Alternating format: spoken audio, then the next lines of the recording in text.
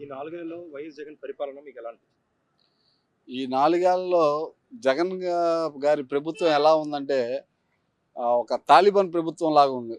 ప్రజలు ప్రతి ఒక్కదానికి పన్నులు, చెత్త పన్ను కాడి నుంచి, ఇంటి పన్ను కాడి నుంచి ప్రతి ఒక్కటి ప్రజలపై భారం తప్పించి ఈ ప్రభుత్వంలో ఎటువంటి ఉపయోగం లేదు.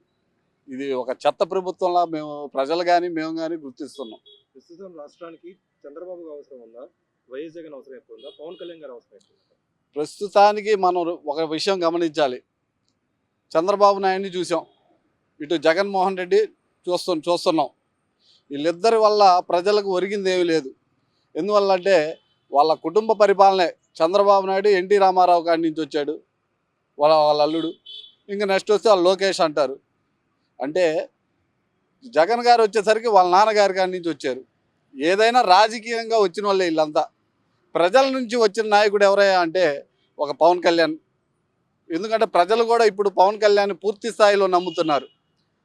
ఇటీవల నేను చూస్తే టీవీలో చూశాను ఒక కార్యక్రమం, రైతు భరోసా, ఇవన్నీ గవర్నమెంట్ ప్రజల సొమ్ము రైతులకు ఇస్తుంది. ఇవన్నీ చూస్తాం. వాళ్ళు 13,000 12,000.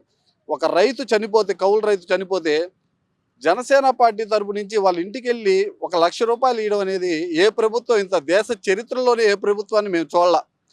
ప్రజలుగా మేము పవన్ కళ్యాణ్ వైపు మేము చూస్తుండడానికి కారణాలు అయ్యే. ఆయన చేస్తున్న ప్రతి ఒక్కటి ప్రజలకి, సామాన్యుడికి, ముఖ్యంగా సామాన్యుడికి లబ్ధి జరిగే విధంగా పవన్ కళ్యాణ్ గారి అడుగులు జరుగుతున్నాయి. దీనివల్ల పవన్ కళ్యాణ్ గారు ముఖ్యమంత్రి అయితే ప్రజలకు మంచి జరుగుద్ది అని ఆశిస్తున్నాం. ఇక గన్నవరం రాజకీయాలు మనం పరిశీలించినట్టయితే గన్నవరంలో ప్రెసిడెంట్ వంశీ గారిని టార్గెట్ చేస్తూ ఆ పార్టీ వర్గీయులే కొంతమంది దాడి చేసే పరిస్థితి కనిపిస్తుంది. అయితే ఇప్పుడు నెక్స్ట్ ఎలక్షన్స్ లో వంశీ గారు వైసీపీ టికెట్ పై గన్నవరంలో గెలిచే పరిస్థితి ఉందంటారు. గన్నవరంలో ఇటు వైసీపీ కానీ టీడీపీ కానీ రెండు దొంగలే. ఎందుకంటే వాళ్ళ రెండు పబ్బాలు రాజకీయ వాళ్ళ ఉనికి కాపాడుకోవడానికి అలా జరుగుతున్న నాటకాలు. మొన్న జరిగిన వంశీ చేసిన టీడీపీ మీద దాడి కానీ, ఏదో టీడీపీని ఏదో చేసేసారనే ప్రజల్లో మభ్యపెట్టి ఆ పార్టీ ఆడుతున్న దోబూచులాట. అంతేగాని గన్నవరంలో వంశీ నిలబడినా గెలవడు, టీడీపీ నుంచి క్యాండిడేట్ నిలబడినా గెలవరు ఈ తాప. ఎందుకంటే పూర్తి స్థాయిగా ప్రజలు జనసేన పార్టీని నమ్ముతున్నారు. ఆ ఏరియా కూడా అనుకుంటున్నారు. ఎందుకంటే తెలుసుకున్నారు. కొద్ది ఏంటంటే ప్రజలు కూడా డబ్బును ఆశించకుండా నెక్స్ట్ వచ్చే ఫ్యూచర్ని ఆలోచించి జనసేన పార్టీకి వేస్తే బాగుంటుందని ఆలోచనలో ఉన్నారు ప్రతి నియోజకవర్గంలో. ఇక గుడివాడ రాజకీయాలు చూసినట్టయితే కొడాల నాని గారు ప్రతిసారి తన భాషలో పరుష పదజాలంతో ప్రతిపక్షాలను విమర్శించడం ఎంతవరకు కరెక్ట్ ఉంటారు? పూర్తి స్థాయిలో గుడివాన నాని అనే వ్యక్తి చాలా మంచి వ్యక్తిగా ఉండేవాడు ఒక టైంలో.